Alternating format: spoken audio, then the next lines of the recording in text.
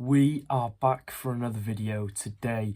This is a huge video as we are previewing Wrexham FC versus Coventry in the FA Cup third round, which is taking place tomorrow. Before we get going into today's preview, make sure to go down there and subscribe to the channel. We're on the road to 13,000 subscribers, and make sure to click the bell notification by the subscribe button so you are first when the matchday vlog does come out for tomorrow's game. Now, like I said, with it being our biggest FA Cup game in 7 years, I think it's only right that we do a big preview for it. So we're going to be starting off with Wrexham's route to the third round. Now, we beat Blythe Spartans after a 1-1 draw. The replay was a convincing first half, but second half, we really took the foot off the gas, and then they got 2 goals back, and we made it a lot more harder than it should have been. And then obviously in the next round we had that routine 3-0 win against Oldham Athletic, and then we did get that 4-1 win at home to Farnborough in the second round, which set up this really good third round draw. Like I said, it's been a fairly routine way to the third round of the FA Cup, with the exception of that scare of a second half against Blythe Spartans. And for our visitors, Coventry City, we obviously know that every Championship team and Premier League team automatically comes in at the third round, so this is their first game being played in the FA Cup. Going on to league form now, we're going to start with our visitors, Coventry City, who currently sit 14th in the EFL Championship. In the 13 home games that Coventry have played this year in the Championship, they have won 6, drawn 4 and only lost 3, so it's quite an impressive home form at the CBS Arena. Some of those wins at home came against the likes of Sheffield United, Queen's Park Rangers, West Bromwich Albion, so they can pick up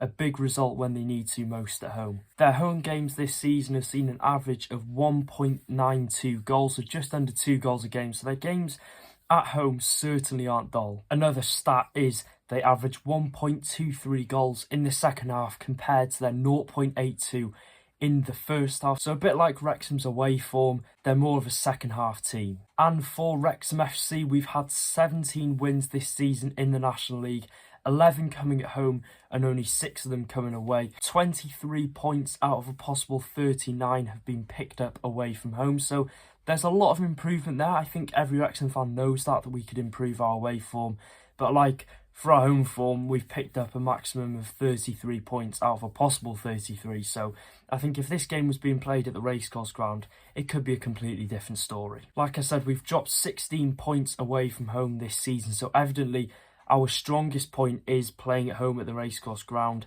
and our weakest point is playing away from home. I wouldn't say we're really bad away from home. We've had some impressive wins away. We've seen it many times this season where we've struggled against teams away, and then when we play them at the racecourse ground, we put 3 or 4 past them.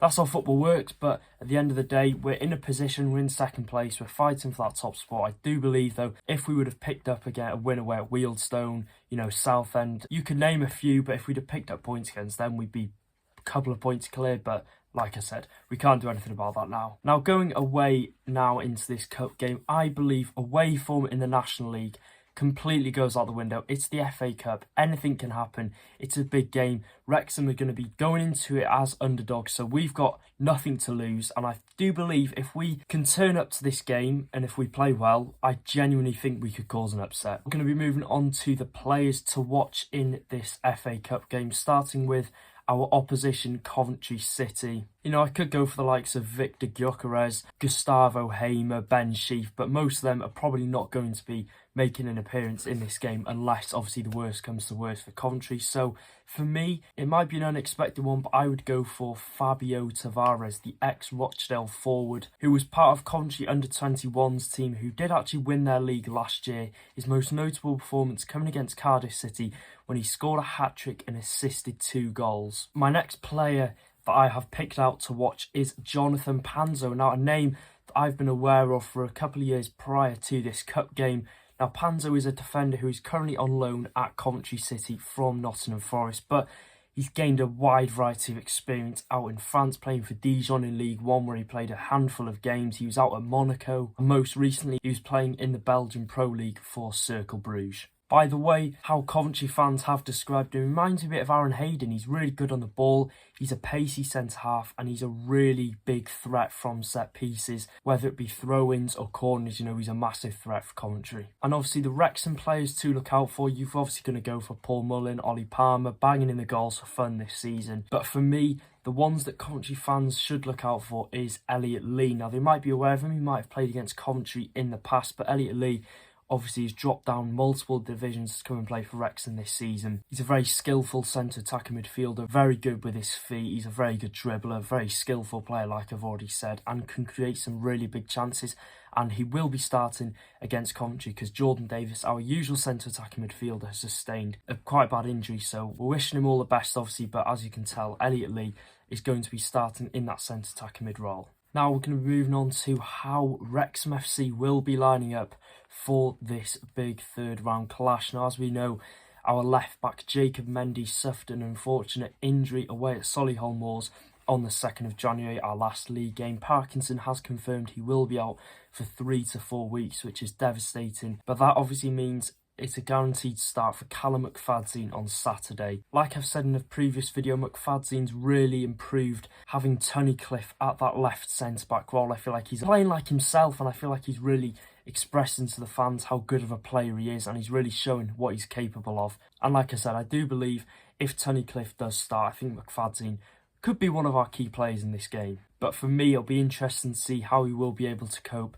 against some Championship players. Apart from Mendy being injured, I believe our back five will be unchanged. Likewise with our midfield, I think we can be expected to see Tom O'Connor and Luke Young, and then obviously Elliot Lee playing in that centre-attacking midfield role. For me as well, it's unlikely that James Jones or Andy Cannon will get a start. I'm hoping Andy Cannon will be involved in the matchday squad because he hasn't been since the Scunthorpe FA Trophy game, but whether that's down to fitness or not, we don't know. That's what we can only presume, and that's what I think is the most likely reasons why he's not been in this squad. But it would be good to see him in this squad going into this game. And then obviously our front two of Paul Mullin and Ollie Palmer will be starting against Coventry, obviously unless there's anything major that's come out.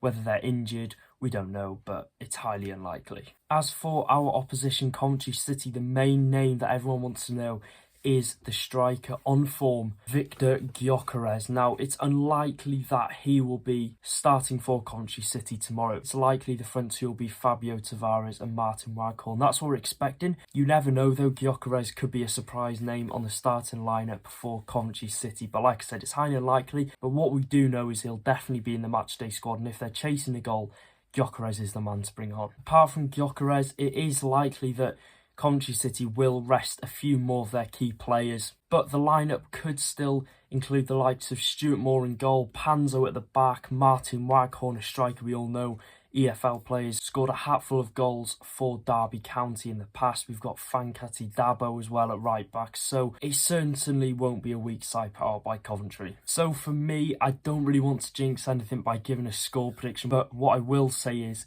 remember, it's the FA Cup. Anything can happen in the FA Cup. Phil Parkinson's done it before with Bradford City when they beat Chelsea away. And just want to say as well, safe travels to the 4,500 Reds who will be travelling to the West Midlands tomorrow for our 5:30 kickoff. Let's hopefully make it another memorable day in this club's history up the town. And now let's hear from Coventry City YouTuber Matt SB for his preview on the game. Hello guys, this is Matt SB here. Massive thank you to Liam Roberts for having me on for a Coventry City versus Wrexham preview. Do make sure to subscribe to Liam's channel. Best National League content out there, that is for sure. This is an interesting game. I've been keeping an eye on the National League this season, and certainly Wrexham after all that media attention with the documentary and all that's going on there, and they are seriously flying. From the start of the season, I did expect Wrexham to top the league, and at this point in time, they're 2 points off the top with that game in hand. I think it's going to be between them and Notts County. But the attention is now on the FA Cup, and Wrexham have done well to get to the third round here, and they visit my team Coventry. Now I'll be going to this game at the CBS, and so will over 4,000 Wrexham fans. I'm not surprised to see Wrexham have sold out the away end. Absolutely fantastic support. I've got to say fair play to Coventry City for having the ticket prices so cheap, to be honest, for this one. I don't know how many Coventry City fans will go, but let's hope it's a good atmosphere from both sets of fans. As for my team Coventry, we sit right in the middle of the Championship table. We've drawn our last two games, and our good form has slowly come to a halt. We're not necessarily in bad form, but we have got 1 or 2 key players like Callum O'Hare injured. So I think there's the opportunity Wrexham could come here and give us a good game. I wouldn't be totally surprised if Coventry City rotate the squad for this match, but I think that's a very dangerous thing to do for this game. Now, Coventry City are 3 divisions above Wrexham, but I think that's a bit of a slanted way of looking at this, considering Wrexham, in my opinion, are only destined for the Football League. If they get up this season, they'll obviously go into League 2, and I think they'll actually do all right getting from League 2 to League 1. I seriously think with the quality and the support of that club, Wrexham are destined to go up the Football League. This is a big game. Obviously, I want my team Coventry City to win, but I think it could be tricky. As I say, if we rotate, Paul Mullin is certainly a player that could cause us problems, and I'm actually going to go for a 1-1 draw and a replay back at the racecourse. Now, obviously, that wouldn't be great for Coventry City fans, but that's my gut feeling. I feel like Wrexham are certainly a team flying. I saw that they won 2-1 away at Solihull Moors in their last game. So, coming back to the West Midlands, I know it's a big game against Coventry, but I think they could get something. I'm going for a 1-1 draw.